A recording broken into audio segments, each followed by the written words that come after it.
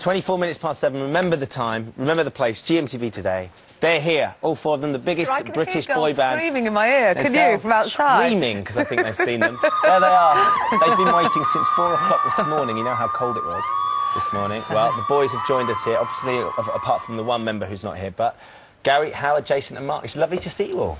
Good morning. Is this bringing back memories? Because you guys did untold interviews on GMTV back in the day, didn't you? Is that the World Cup? Well, is that the real World Cup? So it's a replica. It's a replica, but it's pretty heavy. It's quite a good replica. It's actually nearly as big as you, boys, this year. Hold it aloft. That's How amazing, about isn't take it? that at #1 and England winning the World Cup? Wouldn't that be a good light? It wouldn't be bad, would it? It's actually not a very good memory, getting up this time of morning and coming doing GMTV. It's difficult, so hard, I can't function. It's the first week in 10 years we've been past an itinerary. This is what you've got to do, lads, this is where you've got to be. So it's a weird old thing, you know. Because one of the interesting things in the documentary that was so interesting to watch was, I think one of you was saying that the weirdest thing was waking up and not knowing where you had to go and not knowing what you had to do. And suddenly being given this freedom just to do whatever you wanted to do. So did someone literally pass you a piece of paper and say that's your agenda for the day? I mean, That's what we did for 5 or 6 years, yeah, definitely. We had...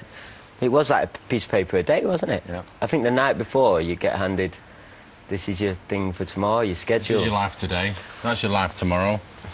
So what do you do now then? Do you wait with a piece of paper, or was it very odd initially to think I can do whatever I want? Yeah, I think, I suppose that it was a weird feeling, having the kind of change in your life,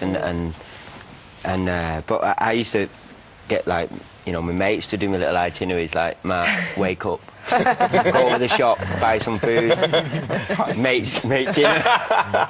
You were that lost. Was it when it was suggested that you get back for the documentary and stuff? I mean, how difficult was it? I mean, for you, Gary, very successful writer in your own right now. You're writing, you know, all over the world for various people. Were there sort of part of you that's thinking, no, I've put that to bed now, I want to take that where it was in my memory? Well, I think we'd seen other documentaries made without our approval and sometimes without us being in them, and they were so inaccurate. I remember watching one with my wife, and there was people being interviewed, and she said, "Who's that then?" I said, "I don't know, I've never seen them before." And they were apparently instrumental in our success. So we thought it would be a good time, maybe now, 10 years on, to do a proper, detailed documentary with the 5 of us in it and the real story.